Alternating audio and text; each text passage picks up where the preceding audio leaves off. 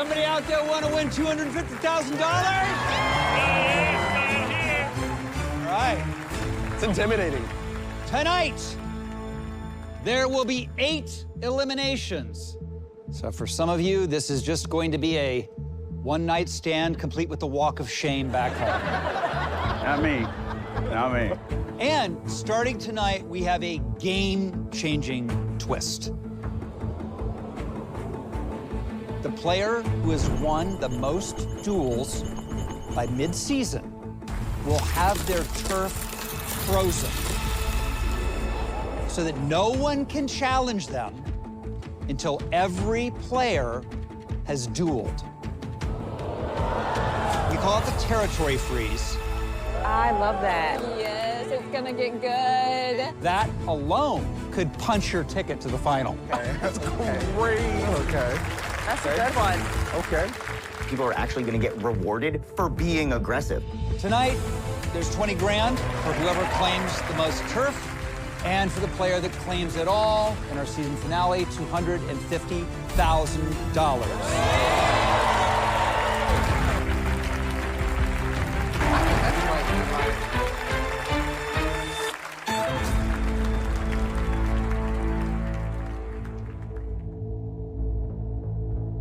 Sitcom characters, you got this. Come on, deep breath. Deep breath.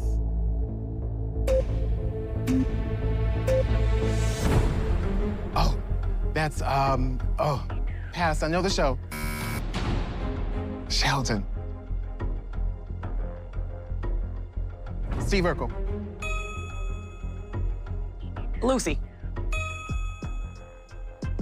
Michael from The Office. Carlton. Phoebe, Friends. Oh. I know this. Pass.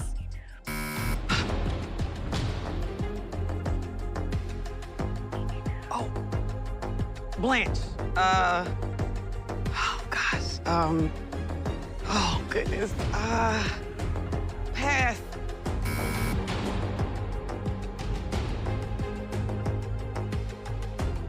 Pass.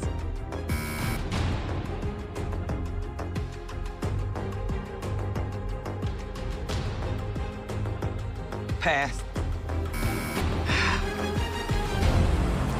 Jonathan has done it!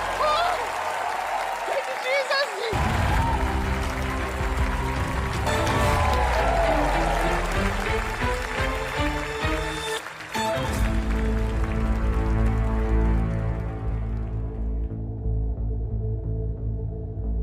It's a toss-up. It could go either way.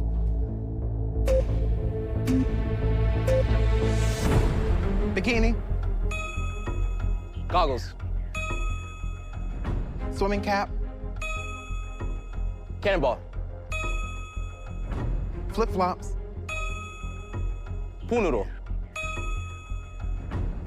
Surfer board. Swimming floaty. Kickboard.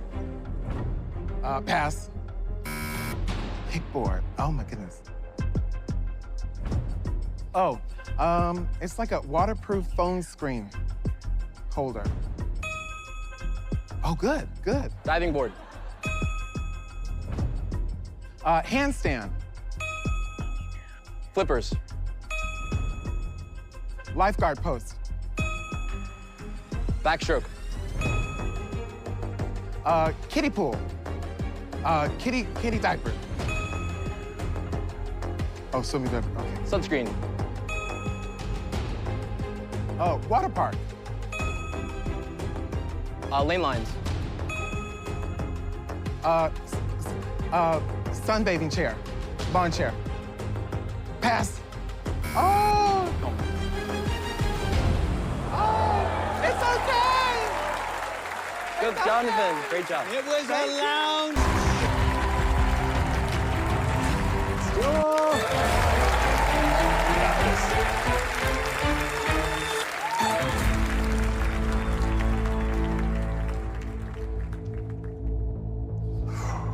You could know 50 really good ones, and they'll throw a couple in there. You just don't know who they are.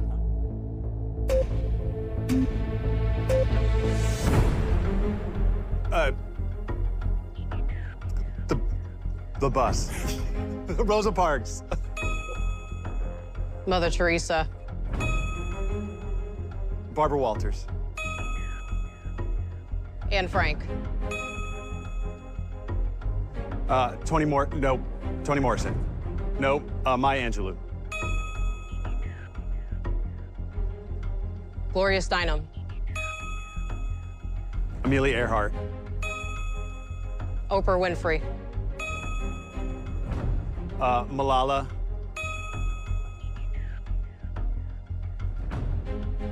Pass. Oh, come on. Laverne Cox. Pass.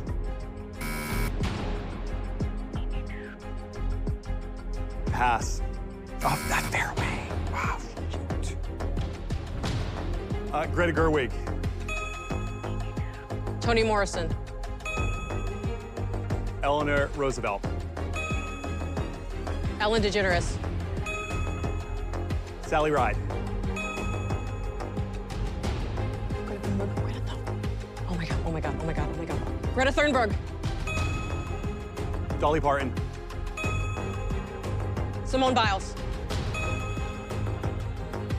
Justice Ketanji Brown.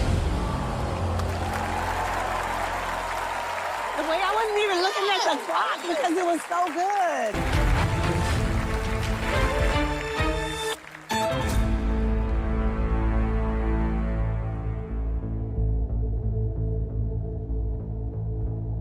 School versus office. This is gonna get real interesting real fast. It's gonna be down to time.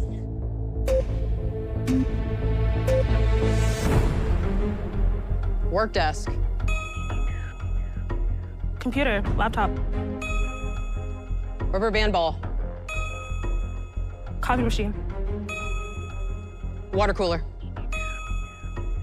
file cabinet, Fax machine. stapler,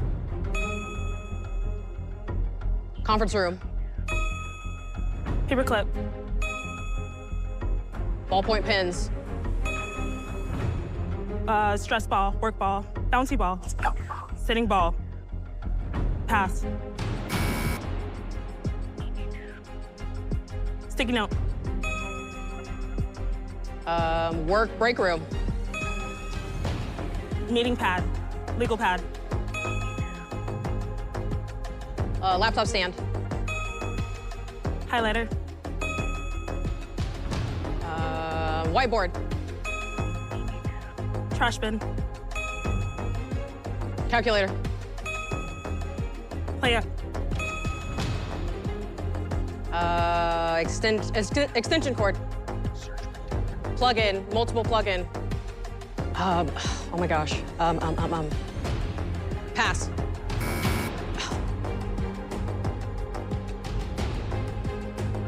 Lamp. envelope, mailing envelope, Tack board. Cork board. flash drive, Tape. Sierra did it! That was a good matchup. Congratulations.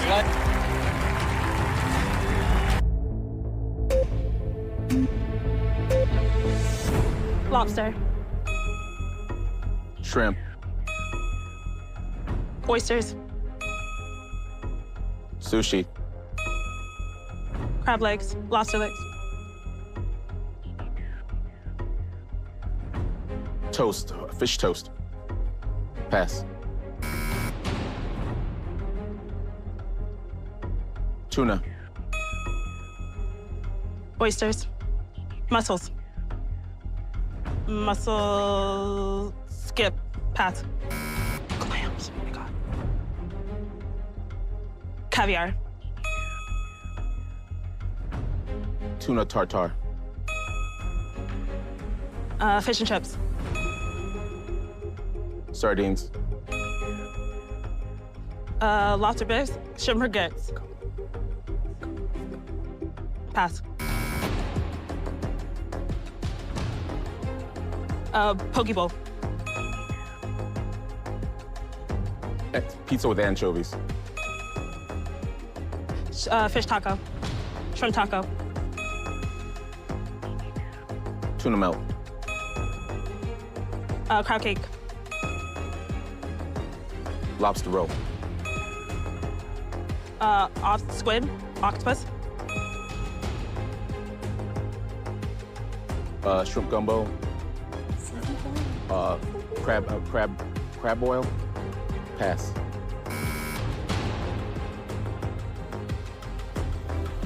Tuna.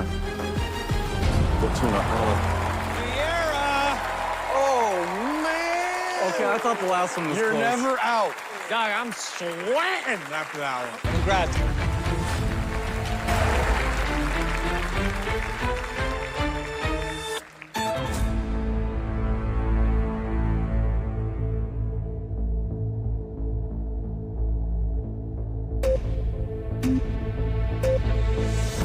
Coke. Pepsi. Red Bull. Dr. Pepper. Sprite.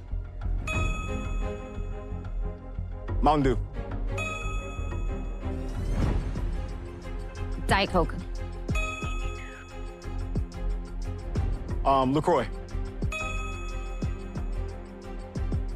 7-Up.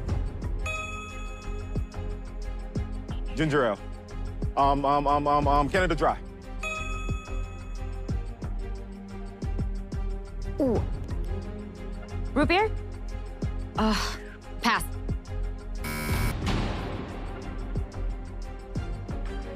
Cherry Coke.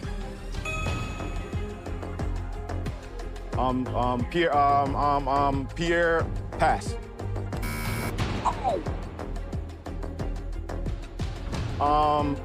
Topo Chico. Oh, something death. Oh my gosh. Pass. Wait. Oh my god. What the? Sunkissed? No, not Sunkissed. Yeah, Sunkissed. Oh, I don't know. Pass. David! You did it. Let's light up your floor.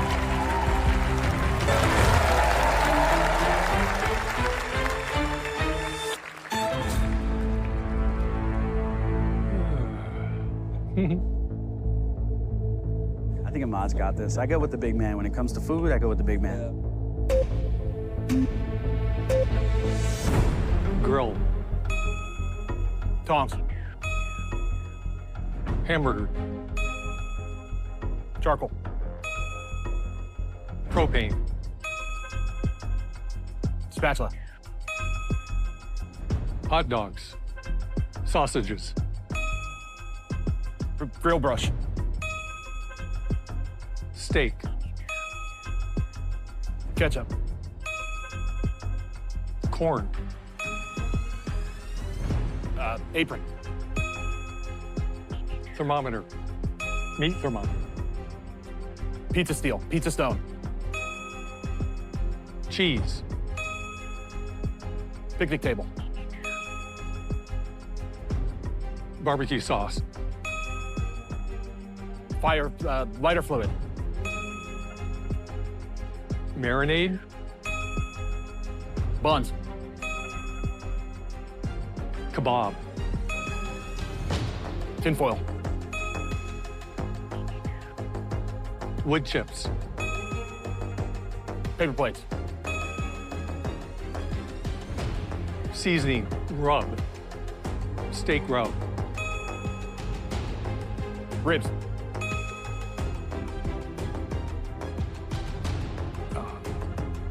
Pass.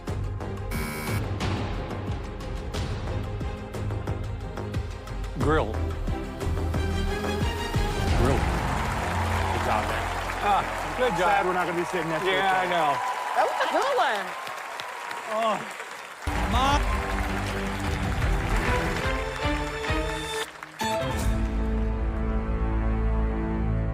She's confident. She is. He better win too, because he's been talking so much trash. Yeah.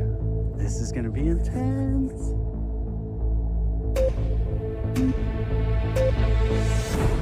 Pyramid. The San Francisco Bridge, Golden Bridge. The Golden Bridge? Golden Arch Bridge? Pass. The Great Wall of China. Airplane. Air Force One. Eiffel Tower. No, oh my gosh, Empire State Building, come on. Mount Rushmore. Eiffel Tower. Taj Mahal. Airplane, US 1, Air Force One, pass. Space shuttle. Barge ship, cruise ship, cargo ship, pass. Statue of Liberty. Barge. Pass. Stonehenge. Golden Gate Bridge, Brooklyn Bridge. B-2 bomber. Golden Arch, the Arch. Arch. Concorde. Machu Picchu. Monument. Monument. Pass. Stop it. Hoover Dam. Pass.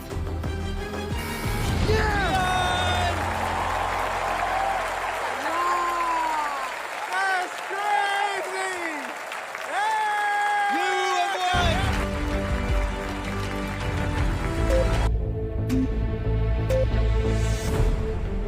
Locomotive. Engineer, conductor. Ticket.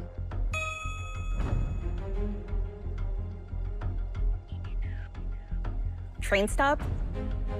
Railway stop. Flashing lights. Pass. Oh my gosh. Platform. Clock. Train tracks. Train station. Pass.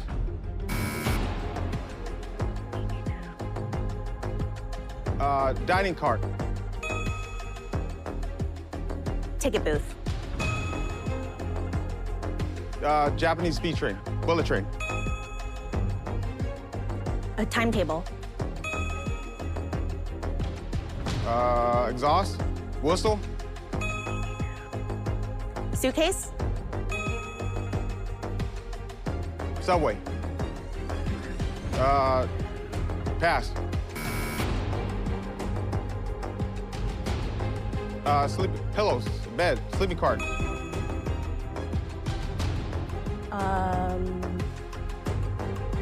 A train. A cargo train. I told you caboose. The caboose, man. The only one I knew. Brian, let's.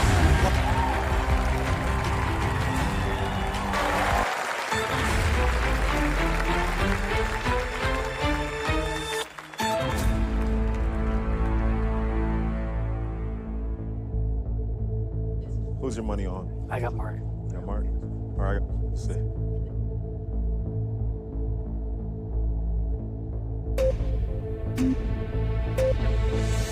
Bowling ball. Pins. Bowling shoes. Snack bar. Strike. Beer. Ball return. Bowling lane. Scorecard. Scoreboard. Spare, sorry. Bowling shirt. Pool. Billiards. Bowling bag. Pin setter. Birthday cake. Gutter. Scorecard, or turkey. Bowling team. Foul line. Gutter ball. 4-bag. Shoe rental. Bowling ball. Pass.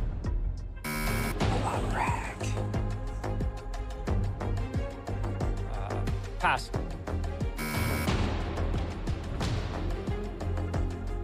Bumpers. Carpet. Perfect game. Wrist guard. Scorecard. Pinball machine. Mozzarella sticks. 7-10 split. Bowling seat. Skee ball. Good game, man. That was a great game. Good bet.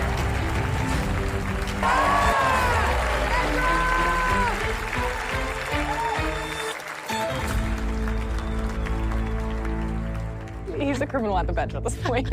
he's cooked.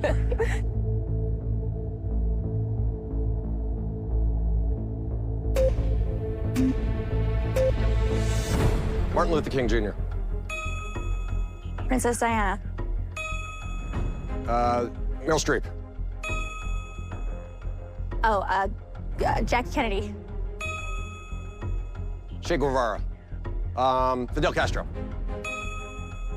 Elton John. Jack Nicholson. Williams.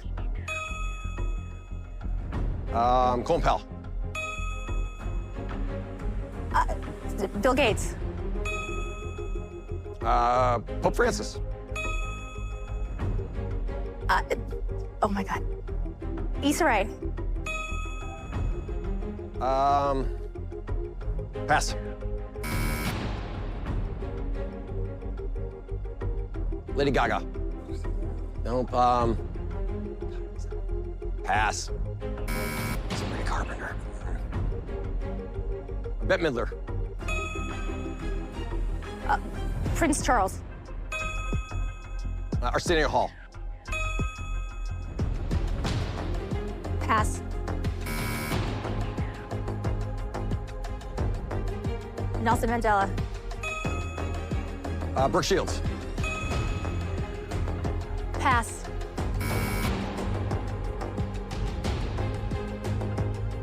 Christopher Reeve. Liza Minnelli.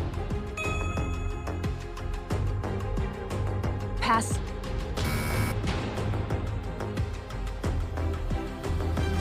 Mahomes.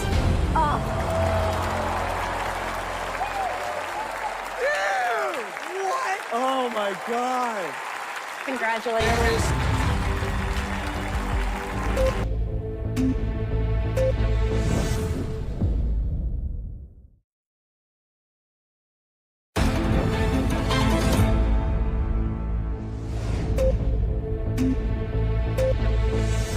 Making the bed. Scrubbing the toilet. Mowing the lawn. Watering plants. Dusting. Pass. Oh, paying bills. Scrubbing dishes. Cleaning the cat litter box. Vacuuming. Recycling. Snow shoveling. Raking leaves. Oven cleaning. Changing light bulb. Washing car. Ironing a shirt. Taking out trash. Pass. Mopping the floor. Folding laundry. Leaves. Cleaning leaves out of the gutter. Scrubbing the shower. Scrubbing the fridge. Cleaning fridge. Picking weeds. Scrubbing the grill. Splitting wood. Scrubbing the shower. Washing windows. Sweeping the floor. Air filter cleaning.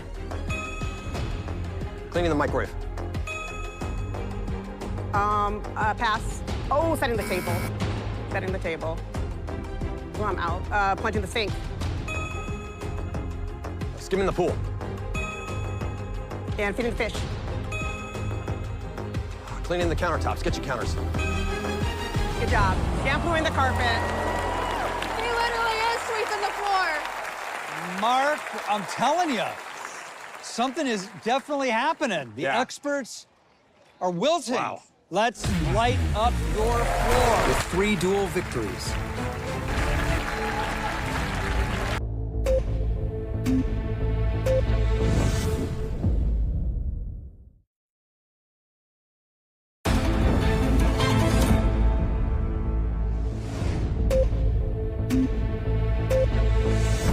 Frodo Baggins. Sam. Gollum. One Ring. Gandalf the Grey. Aragorn. Shire. Saruman. Pippin. Merry. Legolas. Gimli. Pippin. Isengard. Ringwraith. Elrond. Boromir. Theoden. Evanstar. Arwen. Grima Wormtongue. Eowyn. Éomer. Helm's Deep.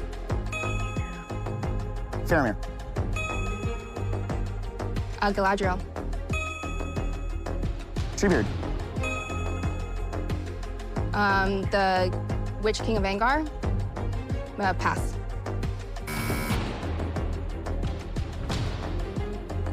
Bilbo Baggins. Minas Tirith. Lord Denethor. Gandalf the White. Eowyn. Aragorn's sword out of pass.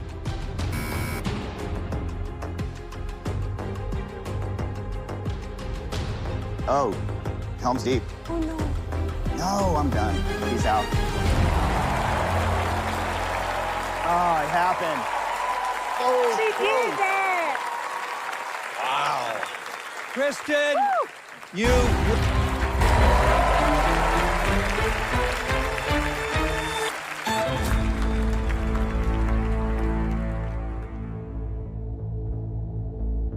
He's sharp. Yeah. The dude works at a gas station store. Yeah. So like if she beats him and she gets gas stations, he's gone. That's the best case scenario. Yeah.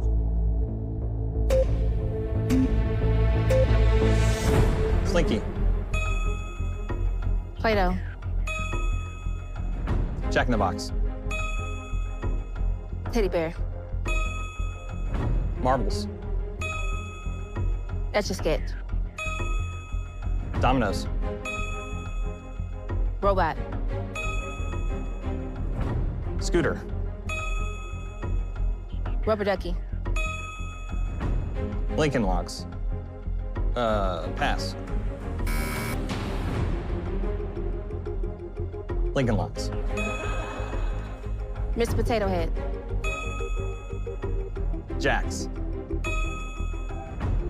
Light Bright. Army Men. Top. Spindle. Puzzle. Furby. Tricycle. G.I. Joe. Megatron, Mega Man. Skip. Pass. Transformer, yeah. Dollhouse.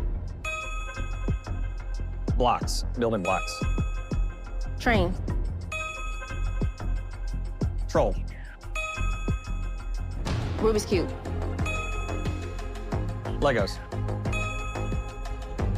Squirt guns, water guns.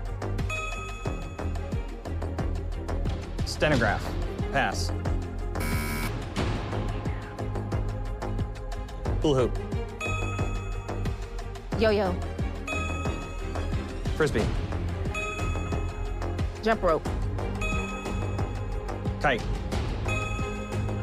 Pogo stick. Teddy bears. Stuffed animals. Pass.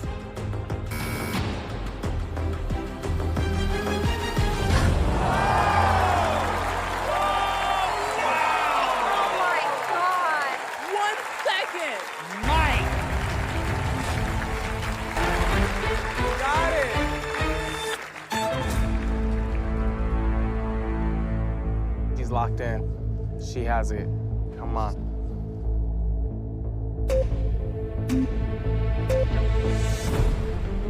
George Clooney. Denzel Washington. Swayze. Brad Pitt. Greer. Richard Greer. Pass.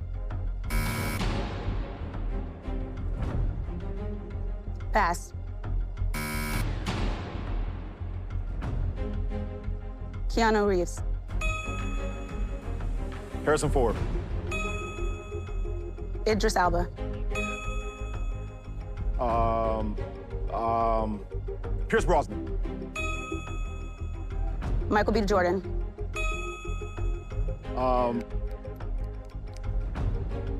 Pass. God.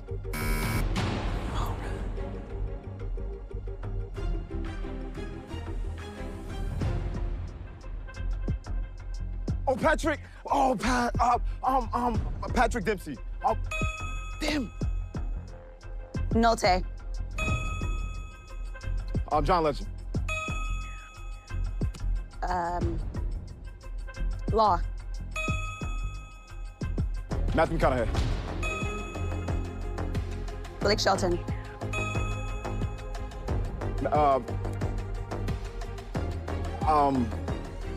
Matt Damon. Chris Evans. Hugh Jackman. Reynolds. Channing Tatum. Pass.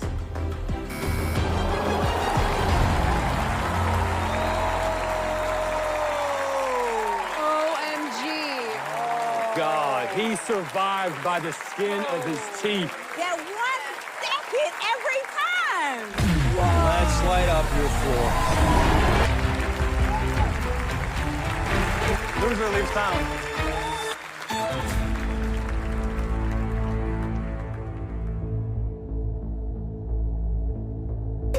Here we go. Black Panther. Barbie. Pass. Oh, Hangover. Lion King. Spider-Man. Titanic. Frozen. Lord of the Rings. Avatar. Babe. Alice in Wonderland. Everything Everywhere All at Once. Pass. Castaway. Aquaman. Top Gun 2 Maverick. Charlie's Angels. Despicable Me. Wolverine. Deadpool 2. Deadpool. Pass. Not. Oh. Bohemian Rhapsody. Super Mario Brothers. Harry Potter. Star Wars. Hey man, hug it up. Ryan, you did it. Congratulations. Let's light up your floor. You are on your way to 250K. Wow, I like it. Brad, appreciate you. And you've got balls now. Thanks for playing. Who's got favorite game show? Stepping onto a massive glowing LED grid. As you've never seen it before. You are one of 100 incredibly smart, highly competitive people, and you're all just standing on this futuristic chessboard. Oh, it's such a striking visual. Right. And every single square beneath your feet represents an expert trivia category. The person standing on that square claims to be like the absolute master of that domain. But I mean, this isn't some friendly parlor game. The stakes are intense. Yeah, exactly. The only way to survive in this arena, the only way to not get sent packing empty-handed, is to literally conquer your neighbor's territory. You have to actually look the person next to you in the eye, challenge them, beat them at their own game, and just steal the ground right out from under them. It's brutal. It is. It's an incredibly ruthless premise that really tests the very limits of human cognitive endurance, you know? Okay, let's unpack this. We are diving deep into the massive high-stakes world of the floor, specifically unpacking the sources we've gathered on the explosive start to Season 5. Yeah, and there is a lot to cover here. For sure. Our mission for this deep dive is to really break down this cutthroat new format. We're going to track the massive shifts in territory control across the first 2 episodes. Which were chaotic, to say the least. Totally chaotic.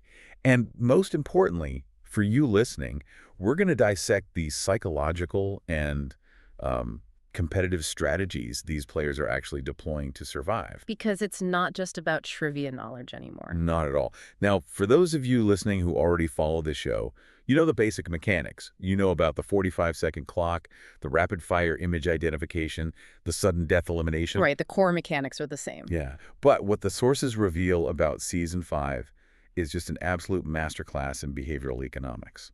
And it's all brought on by one massive change to the rulebook. The tension between, aggressive expansion and defensive posturing, that's always been the undercurrent of the game. But you are completely right.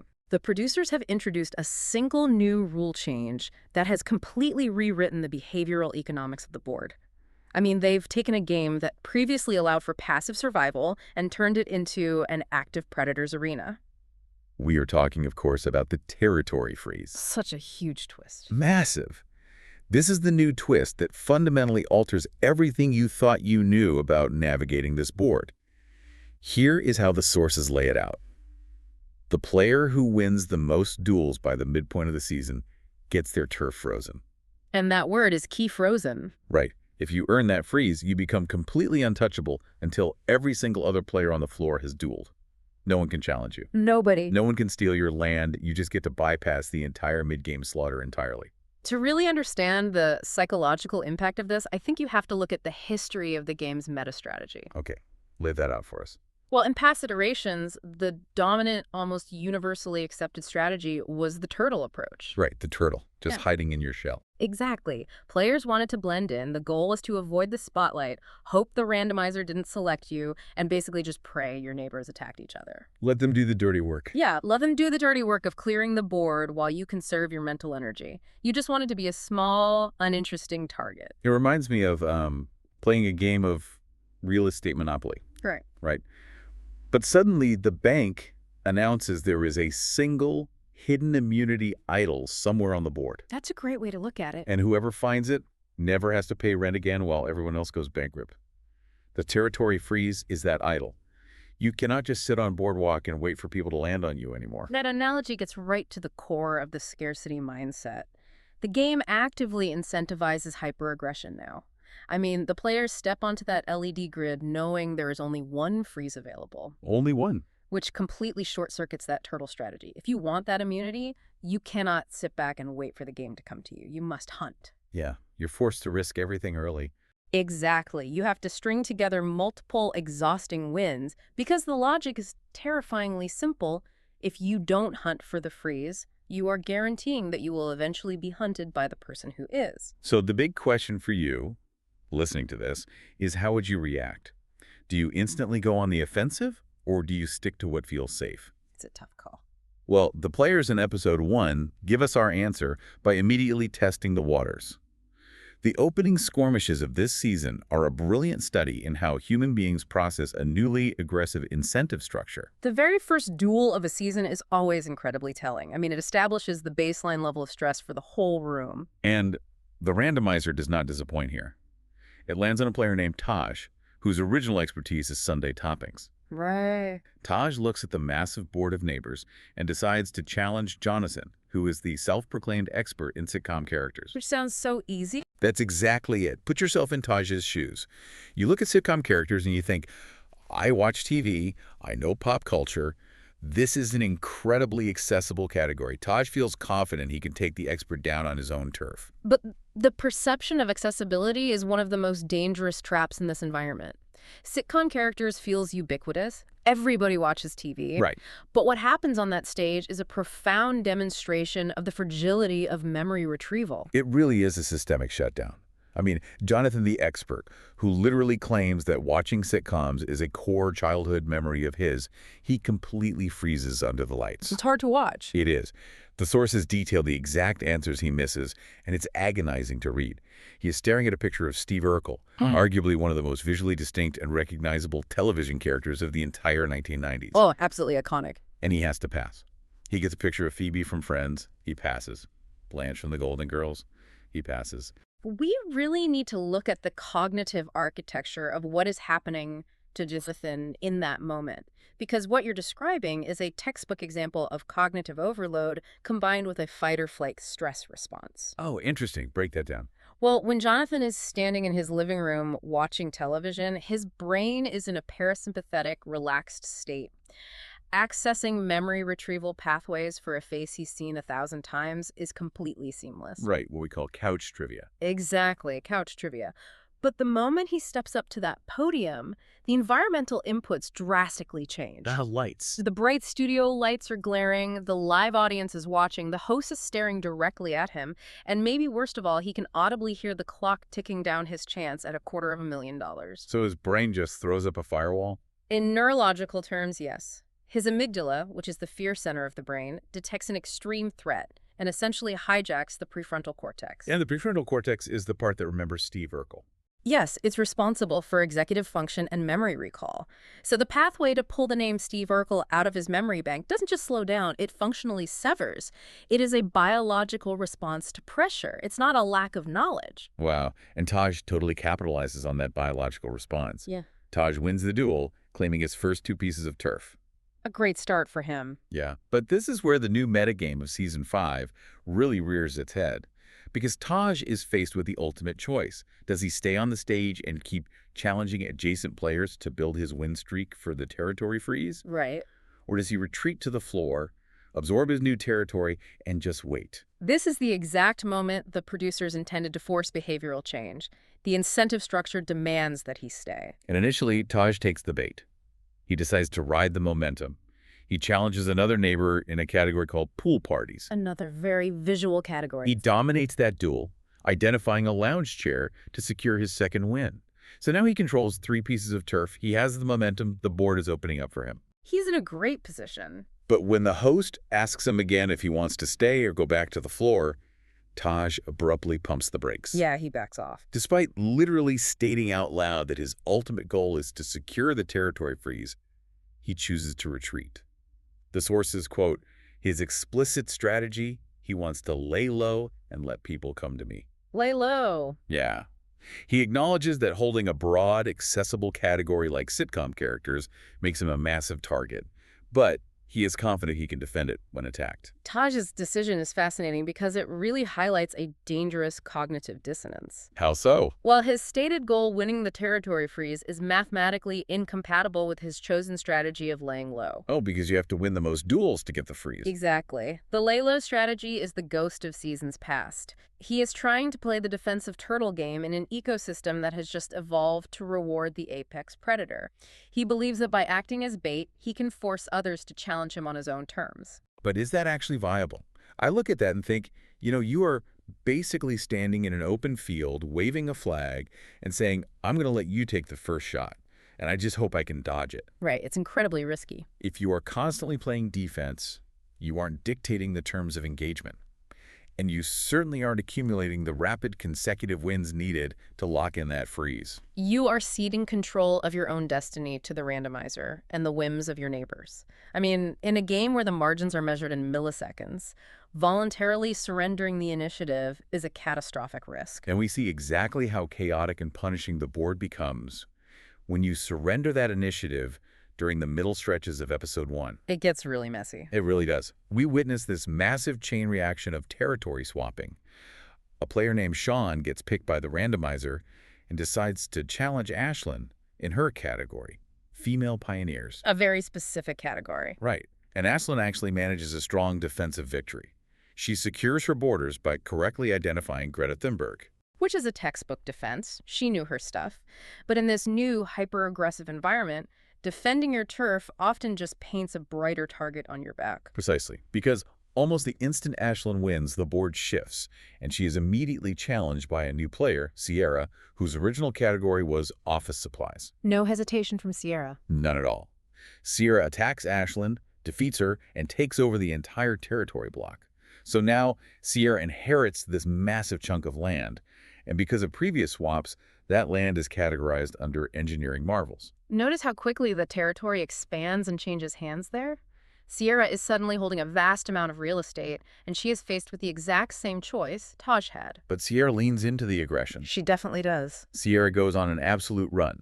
She sets her sights on a player named Gerald, whose category is seafood. Now, the sources include this incredible, almost surreal detail about Gerald. When he introduces himself as the expert in seafood, he casually drops the information that he is currently a vegan. Which is a staggering admission. It's hilarious. I mean, for someone whose survival in a high-stakes trivia tournament depends entirely on his intimate knowledge of aquatic life. It's wild. The host understandably pushes him on this contradiction, and Gerald defends his expertise by claiming he was a pescatarian for 5 years. 5 years of eating fish does not equate to the deep, encyclopedic visual knowledge required to survive the 45-second clock. It is highly questionable logic. Oh, and the logic crumbles almost immediately. Sierra, whose starting expertise was literally office supplies, battles the vegan in seafood, and she dismantles him. Completely. She identifies tuna to win the duel. With that victory, Sierra not only expands her footprint massively, but she takes the lead for the nightly $20,000 prize. Sierra's victory over Gerald brings up a crucial mechanical quirk of the game that players are really beginning to exploit. What's that? Consider the dynamic of that duel. Is it actually an advantage to challenge someone in an adjacent category if they aren't the original expert of that category? Wait, let me make sure I follow. You're saying if I challenge you in a category, but it's not the category you walked into the studio with, it's just a category you inherited because you beat the previous person. Am I operating at an advantage? Absolutely. This introduces the concept of knowledge inheritance, and it is one of the most glaring vulnerabilities on the board. Okay, unpack that. When a category is passed from its original expert to the person who defeated them, the deep, fundamental knowledge of that topic is almost always diluted. Sierra winning seafood against a vegan is the prime example. Right. Gerald was occupying foreign territory. He possessed a very superficial understanding of the subject matter. As these categories move around the board through successive duels, they become incredibly tempting targets for aggressive players. Because the flag on the square says expert, but the player standing there is basically a tourist. Exactly. If you look at your neighbor and see they're holding engineering marvels, but you remember they started the game in office supplies, you know they are bluffing. They don't know the terrain. This dilution of expertise makes the board highly unstable and actively encourages the exact kind of aggressive, opportunistic hunting that the territory freeze is designed to reward. Which brings us to the climax of Episode 1, where opportunistic hunting reaches its absolute peak. The momentum shift here is crazy. It really is. Sierra has built this massive lead. She controls a huge block of turf. She's in pole position to walk away with the $20,000 nightly bonus. But after her run, she makes the Taj decision. She plays defensively. She retreats to the floor.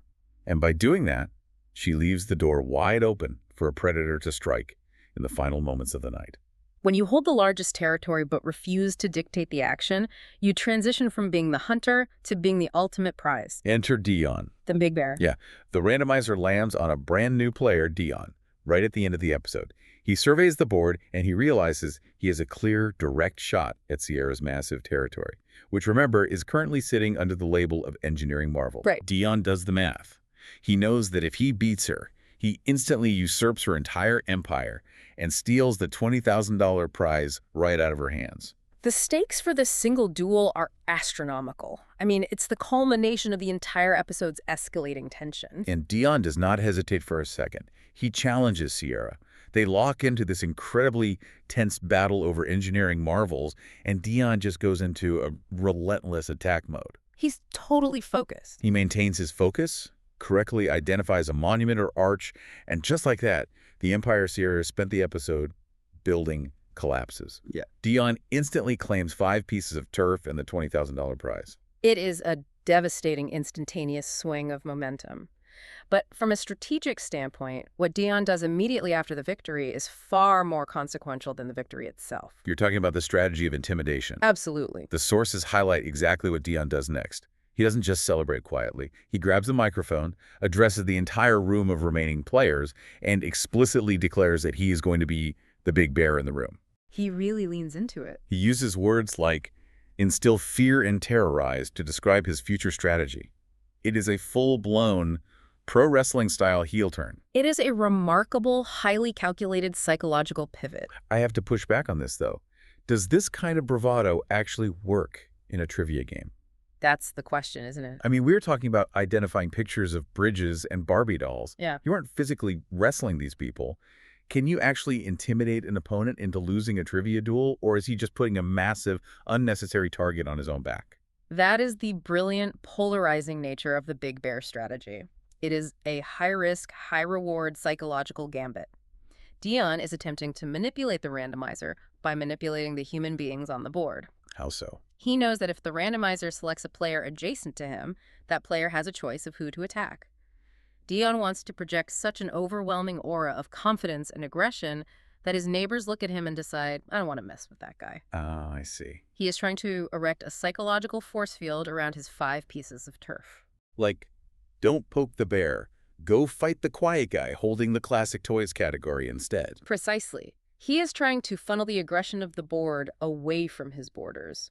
By puffing at his chest, he may very well successfully scare off the weaker, less confident players who are already battling their own nerves. Right. But the inherent flaw in the strategy is human nature itself. When someone publicly sets themselves up as the giant, they guarantee that the giant slayers will come looking for them. Because everyone wants to take down the king. Exactly. By acting like the apex predator, Dion ensures that the most confident, aggressive players in the room will eventually view him as the ultimate trophy. And that dynamic perfectly sets the tone as we move into the events of episode 2. Because as the second episode opens, the rest of the board has had time to process what Dion just did. They've been sitting with it. They watched a guy talk trash, take a massive chunk of territory, and walk away with 20 grand. The players realize that the Lalo strategy is officially dead. It's completely obsolete now. If you want the power, and if you want the territory freeze, you have to initiate the attack. And so a brand new, highly aggressive meta strategy emerges right before our eyes, the deliberate hunting of original experts in their own domains. This represents a major evolutionary step for the season. I mean, in episode 1, we saw players like Sierra attacking inherited categories, looking for the weak spots caused by knowledge dilution. Like the vegan and the seafood category. Exactly. But in episode 2, the gloves come off. The players realize that to gain massive ground quickly, they have to take out the foundational pillars of the board. It becomes expert hunting season. The first major casualty of this hunting season is genuinely shocking. The randomizer selects a player named Brian, and he turns and challenges a woman named Ella. This was wild. Now, Ella hasn't inherited her category. She is the original expert in train travel. And she isn't just faking it for the cameras. The sources note she speaks passionately about her love for trains, her extensive travel history on trains. This is her deep personal passion. She knows this stuff. Brian looks at her and essentially says, I am coming into your house to beat you. It is a staggeringly bold, almost arrogant move that really defies conventional game theory. You generally avoid challenging an expert in their passion subject. But it completely works. They get into the duel, the rapid-fire pictures are flashing on the screen, and Ella, the absolute train aficionado, freezes. Just locks up. She fails to identify a caboose. A caboose. I could identify a caboose right now. Brian wins the duel, claiming 2 pieces of turf, and Ellie is sent home in shock. This circles back to the phenomenon of cognitive overload we discussed with Jonathan, but magnified to a tragic degree. Yeah, why are they failing on their own turf? Why are the original experts falling so spectacularly in their own supposedly impenetrable domains? It is the severe, punishing difference between couch trivia and stage trivia. Ella intimately knows what a caboose is. Of course she does. If you asked her on the street, she would tell you without a second thought. But under the intense compounding pressure of the studio, the ticking clock, and the realization that her entire journey and $250,000 rests on this one visual input, her prefrontal cortex simply misfired. It's the equivalent of, like, a professional golfer missing a 2-foot putt to win the Masters. That's exactly it. The physical mechanics are incredibly simple, but the mental pressure makes the execution almost impossible. That is exactly it. The pressure causes people to forget fundamental elementary knowledge. And what the aggressive players like Brian have realized is that everyone on that board is susceptible to this cognitive failure. No one is immune. No one. The title of expert is an illusion when extreme pressure is applied. The brain's stress response doesn't care about your hobbies. And absolutely no one understands this vulnerability better than the star of episode 2, a player named Mark. Mark's run was incredible. Mark's original category is biopics, and he clearly decides early on that he is not going to wait for the game to come to him. When he gets his shot, he goes on an incredible, dominant run that redefines how to play the game. Mark is the living embodiment of the new hyper-aggressive meta. I mean, he proves that momentum is the most valuable currency on the floor. The sources outline his rampage. First, Mark decides to stay on the stage and actively hunt. He challenges a player named Greg in bowling. Greg is a serious bowler, an original expert. Right. But Mark maintains his focus and beats him, correctly identifying a skee ball and a 7-10 split to secure the win. A clean, calculated victory against a true expert. But Mark refuses to retreat. He immediately pivots and challenges Brooke in Time magazine covers. Now, Brooke is not a pushover. She's incredibly smart, an attorney, and she actually won a season of The Amazing Race. Oh, wow. Yeah, she's a battle-tested competitor who knows how to handle pressure. But the stage pressure of the floor is uniquely isolating. The sources note she fails to identify Bette Midler and Liza Minnelli. Mark wins again. So he has systematically dismantled 2 original experts.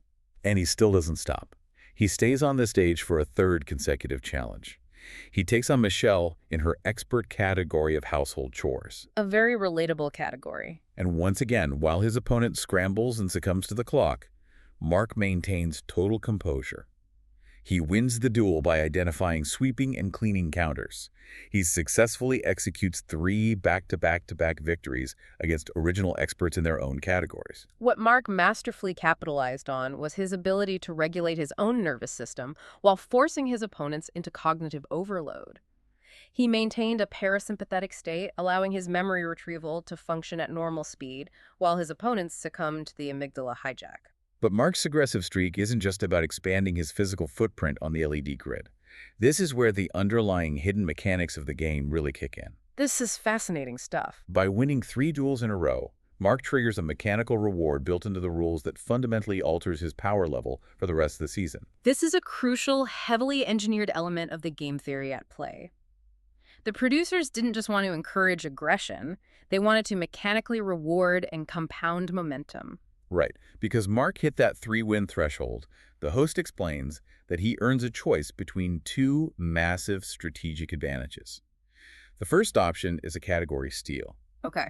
This means Mark could swap his current category with literally anyone else on the floor. Yeah. If he felt vulnerable holding household chores, he could trade it for a category he felt was more defensible. Which is a very powerful defensive tool for someone trying to play the old turtle strategy. Exactly.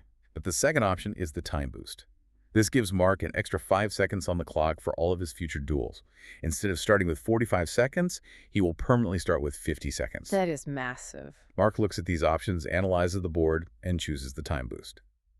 Having secured his prize, he finally retreats to the floor to defend his newly won massive territory block. And this choice brings us into the deep mathematics and psychological warfare of momentum mechanics. Let me stop you there because I want to challenge the math. To a lot of people listening to this, 5 seconds sounds completely pathetic. I get that. If you tell me I have an extra 5 seconds to finish a history exam, I am not throwing a parade. It Yeah. sounds like a negligible advantage. Why is this considered such a game-breaking reward? I understand why it sounds negligible in a vacuum, but you have to look at the geometry of a rapid-fire duel. In a standard 45-second game, adding 5 extra seconds is an 11% absolute mathematical advantage. Okay, 11%. But the true value is psychological.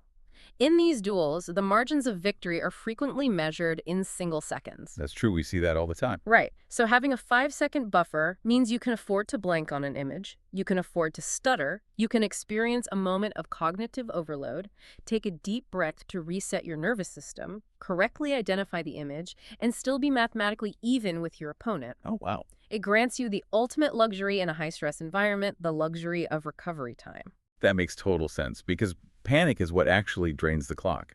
The 5 seconds isn't just time, it's a shock absorber for your panic. Exactly. But more importantly, the time boost acts as a massive, visible deterrent to the rest of the board. It is a psychological weapon. How so? When opponents are scanning the room, trying to decide who to attack, they are going to actively avoid Mark. They know that if they challenge him, they have a built-in mathematical disadvantage before the very first image even appears. He starts at 50, they start at 45. Yes. Mark has mechanically enforced the Big Bear intimidation strategy that Dion was trying to achieve verbally. I mean, Dion had to grab a microphone and yell to scare people. Mark just silently points to the clock. That is brilliant. He built a mathematical moat around his castle. So Mark shows us how to successfully attack, build an empire, and secure a permanent advantage. But the back half of episode 2 shows us a different side of the coin. It definitely shifts gears. It proves that it is actually possible to hold the line. It shows us that some experts can fiercely defend their turf, and more importantly, it reveals how the game is moving beyond mere trivia and evolving into a complex web of social politics. As the territory physically shrinks and the borders become more rigidly defined by large empires, the players who remain are forced to adapt their defensive strategies. We see this powerful resistance emerge. First, we have Kristen. She gets challenged by Justin in her expert category, Lord of the Rings. Now, Kristen is not messing around with superficial knowledge. Not at all. The sources note she explicitly states she read the books before the movies ever came out. She is a true, deeply invested foundational fan. The absolute hallmark of a genuine expert whose knowledge is rooted in deep passion rather than cramming. And it absolutely shows on stage. Justin tries to hunt her, perhaps assuming she'll crumble under pressure like Ella did with the trains. But Kristen dominates. She holds her ground. The sources point out that Justin fails to identify Helm's Deep, and Kristen successfully defends her turf, eliminating him and inheriting the category iconic sayings. She holds the line beautifully. A great defense. And then we have David. David is the player whose category is Sexiest Man Alive. He gets challenged by Keon, and this duel is an absolute heart-stopping nail-biter. It was so close. It goes back and forth, incredibly rapid fire, both players screaming out names of celebrities without missing a beat, and David manages to survive by the absolute skin of his teeth. The clock stops, and he has exactly 1 second left. 1 single second. A literal photo finish that demonstrates how incredibly volatile even a successful defense can be. It proves that surviving an attack requires near-perfect execution. But the most fascinating part of Kristen's successful defense wasn't her knowledge of Helm's Deep. It was a seemingly throwaway comment she made off-board, back on the floor. This is where it gets really interesting. She mentions to the host that she had established a neighbor block plan. She casually reveals that she had formed a secret alliance with the person standing next to her to protect each other. A secret alliance. Yeah, they had a verbal agreement not to attack one another and to coordinate their movements on the board. If you are paying attention to the evolution of the game, this is a monumental shift in the meta strategy. It turns the floor into Survivor. Precisely. On its surface, the rulebook presents this as an isolated, individual trivia game. There are no teams, there are no tribes, only one person can win the grand prize. But Kristen's comment reveals that the players are actively engaging in off-screen social politics. Right. They are creating micro-cartels, they are forming non-aggression pacts with their immediate neighbors. Why? I have to ask, for you listening, if only one person can walk away with the money, why bother making an alliance that you inevitably have to break? What is the tactical advantage? It entirely comes down to border security and cognitive bandwidth. Okay, explain that. If you are standing on a single square, or even a small block of squares, you have 4 borders to worry about: north, south, east, west. That means 4 potential avenues of attack from 4 different experts. Right. If you make a secret pact with the neighbor to your north and the neighbor to your east, you have just artificially secured 50% of your borders. Oh, wow. You know they won't attack you, which means you can focus 100% of your defensive attention and your offensive planning on the south and west. That is so smart. By creating these micro-alliances, players are attempting to manipulate the randomizer's impact and control the flow of the game, drastically reducing their own mental load. It adds a dense layer of diplomatic maneuvering to an environment that was already overwhelmingly stressful. So to survive episode 2, you have to be an encyclopedia of trivia. You have to possess the nervous system of a bomb disposal expert to manage the ticking clock. And you have to be a Machiavellian diplomat whispering secret deals while the cameras are rolling. Pretty much, yeah. That sounds utterly exhausting. Yeah. And it brings us perfectly to the grand finale of episode 2, where we see how all of this high-level strategy, all of these fierce battles, and all of this off-screen scheming actually pays off. Or how it spectacularly doesn't. Right, because episode 2 ends with a surprising, almost hilarious lesson in the sheer undeniable power of doing absolutely nothing. The conclusion of the second episode is a brilliant study in the structural contradictions of the game's design. The dust finally settles on the grid. The final duels are fought. The host reveals the end-of-night standings to determine who holds the most territory and wins the nightly $20,000 bonus. And this is where the irony peaks. Think back to Dion, the big bear, the guy who aggressively took Sierra's territory, yelled at the entire room to instill fear at the end of episode 1, and then just sat there for the entirety of episode 2. The apex predator who loudly announced his presence and immediately went into hibernation. Exactly. Because everyone else was so busy executing their high-level strategies, like Mark, who went on a massive 3-win run to earn the time boost, and Brian, hunting train experts, and Kristen, managing her secret alliances. They all played their duels and then retreated back to the floor without ever attacking Dion. Nobody poked the bear. And because the randomizer just happened to avoid his square, Dion's 5 pieces of turf remained completely untouched for the entire episode. Nobody pokes the bear. His intimidation strategy, whether it consciously deterred people or not, combined with the pure statistical luck of the randomizer, created a perfect, impenetrable vacuum around his territory. And the result of that vacuum, Dion wins another $20,000. It's amazing. He ends the night as the territory leader without answering a single trivia question in episode 2. He just stood there, looked menacing, let everyone else destroy each other, and doubled his money, bringing his total nightly winnings to $40,000. It is a beautiful, infuriating contradiction that exposes a flaw in the producer's intent. How so? Well, they introduced the territory freeze specifically to force players to be hyper-aggressive.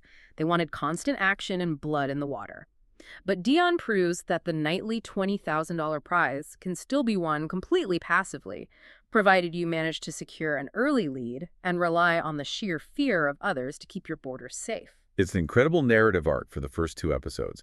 And just to put a bizarre, perfect little bow on the episode, we get one final cliffhanger duel right before the credits roll. Oh, this is great. A player named Ryan manages to beat Brad in the category of box office hits. As a result, Ryan expands his territory and inherits Brad's original category. And what is that category? The beautifully, hilariously vague category of balls. A category title that leaves an immense amount to the imagination and perfectly encapsulates the unpredictable nature of the board. Right.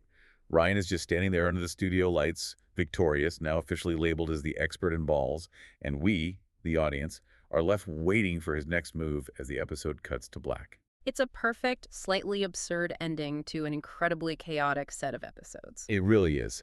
So let's step back and summarize the absolute madness we've just witnessed and analyzed across these first 2 episodes of Season 5. There's a lot to process.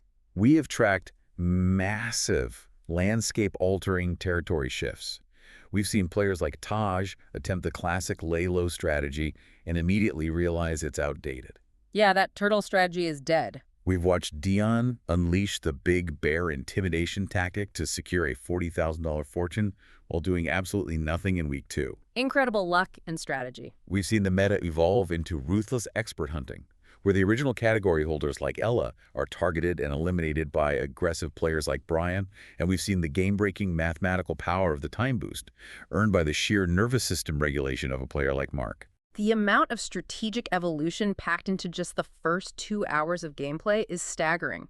I mean, we are watching these players write the textbook on how to play this newly formatted meta in real time, adapting to the behavioral economics of the territory freeze on the fly. And for you, listening right now, I think the biggest takeaway is how perfectly these high-pressure, totally artificial television scenarios map onto our real lives. Oh, without a doubt. We have all had moments where we are the supposed expert.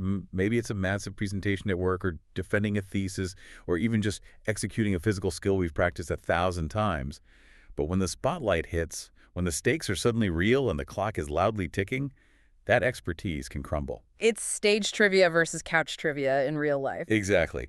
The floor shows us that simply knowing the information is only half the battle. The other half, the much harder half, is managing the mind that holds the information, and sometimes, as Dion spectacularly proved, projecting absolute confidence or even sheer unearned intimidation can be just as valuable as actual knowledge. Which leads me to a final thought, something that has been deeply bothering me as I analyze the core mechanics of this new season. Oh, that's that. The producers introduced the territory freeze to reward the bold. They explicitly told the players that the person who wins the most duels by mid-season gets total immunity. But what if that incentive is actually a beautifully disguised trap? Ooh, a trap? How do you mean? Think about the immense physical and mental toll of winning 3, 4, or 5 rapid-fire duels.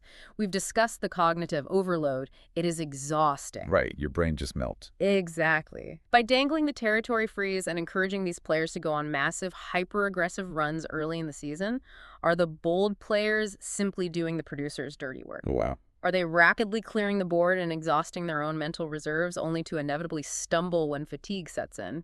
It makes you wonder if the ultimate winner of the $250,000 won't be the aggressive hunter like Mark, but rather a passive, unseen player. Someone just biding their time. Someone currently standing quietly on a single, unassuming square, quietly making secret border alliances, patiently waiting for the game to come to them while the giant bears destroy each other. Wow.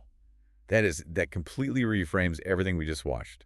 It means the board isn't just a map of knowledge, it's a map of attrition. It really is. And it brings us right back to where we started. That massive, glowing LED grid. It looks clean, it looks categorized. But once the clock starts ticking, you realize you aren't looking at a stable landscape at all. Not even close. You are looking at a living, breathing ecosystem of human panic, calculation, and exhaustion. And the strategies required to survive it are as complex as anything we've ever analyzed.